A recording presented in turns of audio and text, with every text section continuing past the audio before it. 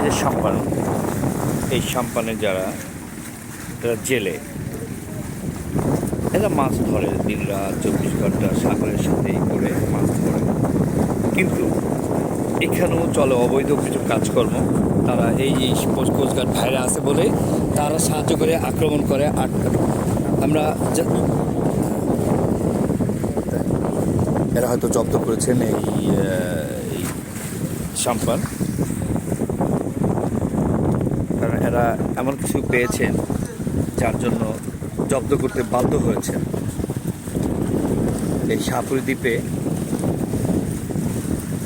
অসংখ্য সাম্পান জেলেরা এই সাগরের মাঝে থাকে।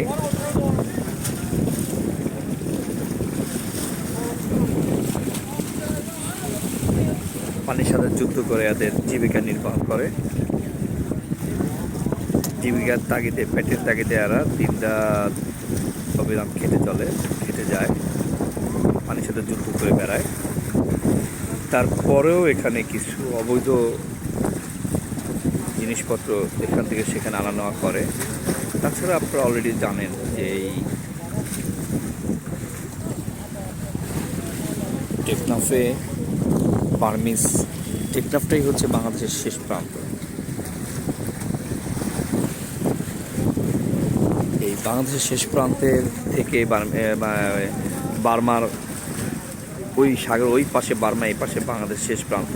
ওই বার্মা থেকে অবৈধ অনেক কিছু নেশা জাতীয় জিনিস বাংলাদেশের থেকে, তাই এরা মোটামুটি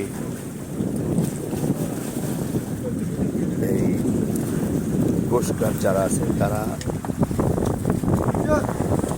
সারাক্ষণ এদেরকে চেকিংয়ে আছে।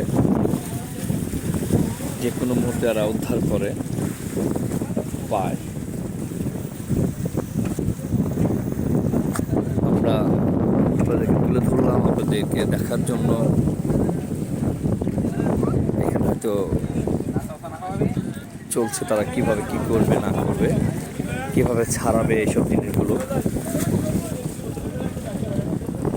অবৈধ অনেক জিনিসই বাংলাদেশে প্রবেশ করে, নেশা জাতীয় জিনিস।